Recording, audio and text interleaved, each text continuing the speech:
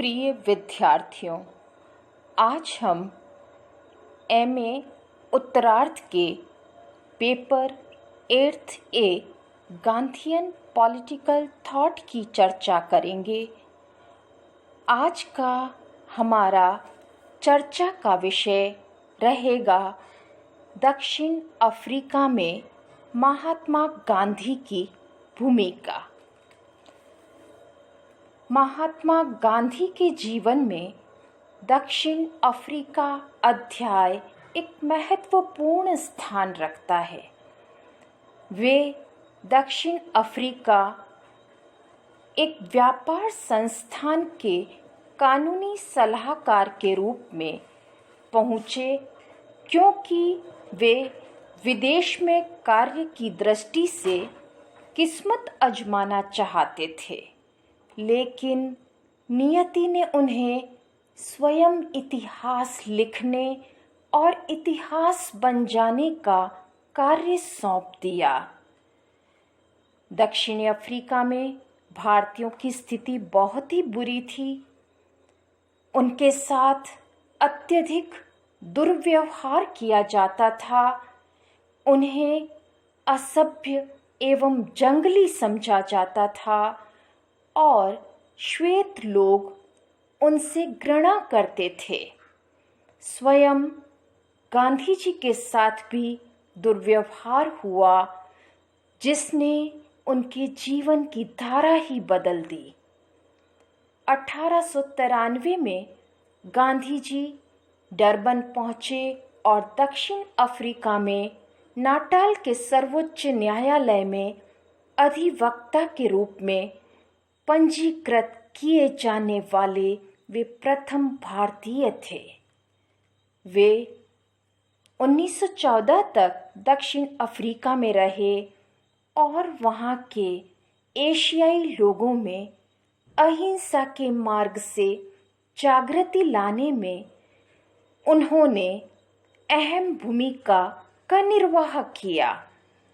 Durban में आते ही उनके साथ ऐसी घटना हुई जिससे उनका जीवन ही परिवर्तित हो गया। वे एक बार रेल द्वारा प्रिटोरिया की यात्रा कर रहे थे। उनके साथ यात्रा कर रहे एक दक्षिण अफ्रीकी श्वेत ने उन्हें ज्ञान खाली कर सामान ले जाने वाले यान में जाने को कहा। अफ्रीका की रंग भेद नीति का उन्हें उस दिन व्यक्तिगत अनुभव हुआ। वे रेल से उतर पड़े और अपनी यात्रा स्थगित कर दी। बच्चों, गांधी के साथ दक्षिण अफ्रीका में हुई रंग भेद की घटना के बाद से उन्होंने वहाँ की गोरी सरकार के दमन एवं भेदभाव का विरोध प्रारंभ कर दिया। प्रवासी भारतीयों को एकत्रित कर गांधी जी ने सत्याग्रह आंदोलन छेड़ दिया। मई 1894 में उन्होंने नाटाल इंडियन कांग्रेस की स्थापना की। प्यारे बच्चों, उस समय वहाँ एशियावासियों के विरुद्ध कानून बनाए जाते थे। रंग भेद नीति संबंधी कानून कठोरतम होते चले गए और एक कठोरतम कानून एशियाटिक रजिस्ट्रेशन एक्ट पारित हुआ।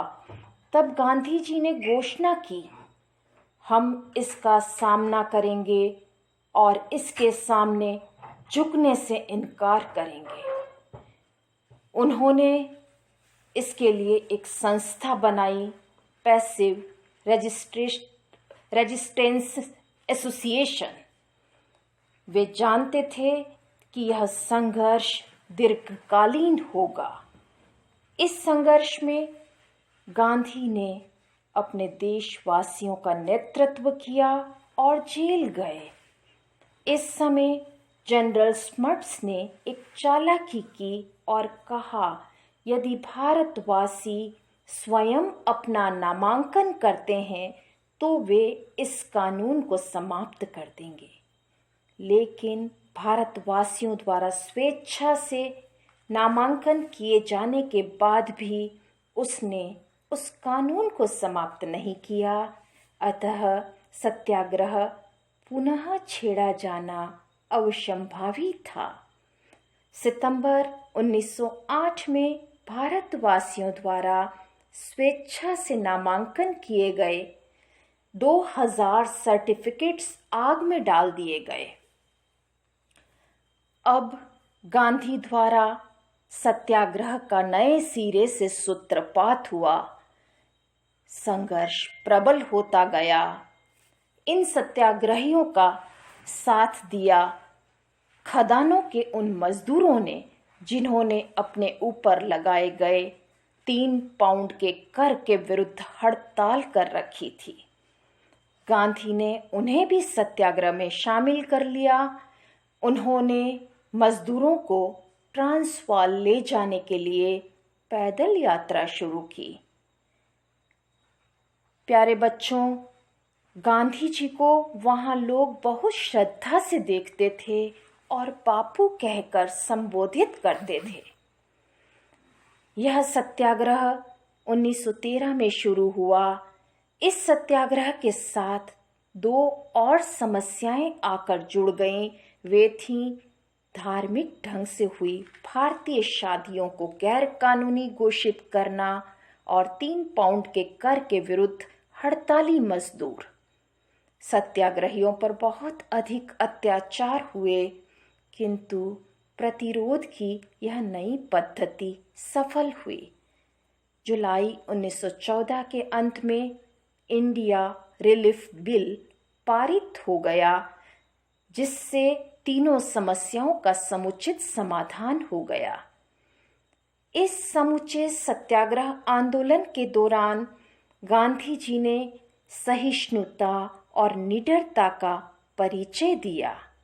जनरल स्मट्स ने के एक सचिव ने गांधी से कहा भी था, मैं आपके साथियों को कतई नहीं चाहता, वह बिल्कुल सहायता नहीं करना चाहता, लेकिन आप केवल आत्मपीड़न के माध्यम से विजय प्राप्त करना चाहते हैं।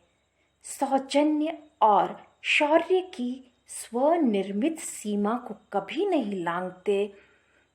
इससे हमारी स्थिति असहाय हो जाती है। लुई फिशर ने दक्षिण अफ्रीका में गांधी जी की उपलब्धियों का लेखा जोखा प्रस्तुत करते हुए यह निष्कर्ष निकाला कि 1914 में दक्षिण अफ्रीका में विजय के 3 प्रमुख स्रोत थे। उनमें पहले थे स्वयं गांधी, जिनके व्यक्तित्व का विश्लेषण करते हुए प्रोफेसर भूरे ने भी लिखा, इस व्यक्ति से व्यवहारिकता रखने में सावधान रहिए, जो ऐन्द्रिक सुखों की परवाह नहीं करता, जो आराम, प्रशंसा या पदोन्नति की परवाह नहीं करता, किंतु जो जैसा उचित समझता है करने के लिए दृढ़ संकल्प होता है। वह एक खतरनाक एवं अशांतिजनक शत्रु होता है, क्योंकि उसका शरीर जिस पर तुम कभी भी विजय प्राप्त कर सकते हो, वह उसकी आत्मा को खरीदने में नगण्य सहायता करता है। दूसरा स्थान भारतीय सत्याग्रही थे, जिन्होंने गांधी को हर पल आत्मिक, नैतिक एवं कष्ट झेलने के असीम धैर्य से संबल प्रदान किया। तीसरा स्थान जनरल स्मट्स को दिया, जिन्होंने गांधी जी को कभी समाप्त नहीं किया, जबकि वे चाहते तो ऐसा कर सकते थे। गांधी जी ने उनके साथ हमेशा मित्रवत व्यवहार किया। जब गांधी जी जेल में थे, तब उन्होंने एक चप्पल बनाई थी और यह भेंट स्वरूप जनरल स्मर्ट्स को भेजी थी। इस संबंध में स्मर्ट्स ने कहा था, मैंने यह चप्पल पहनकर कितनी ही गर्मियां गुजार दी हैं, किंतु फिर भी मैं ऐसा महसूस करता रहा हूं कि मैं उस महान व्यक्ति के चरण चिन्हों पर खड़े रहने के भी योग्य नहीं हूं। बच्चों, गांधी जी द्वारा 1914 के अंत में भारत लौटने पर उन्हें ब्रिटिश सरकार की ओर से कैसरे हिंद स्वर्ण पदक प्रदान किया गया। 1915 में अहमदाबाद में साबरमती नदी के किनारे उन्होंने सत्याग्रह आश्रम, जो बाद में साबरमती आश्रम के नाम से विख्यात हुआ, की स्थापना की।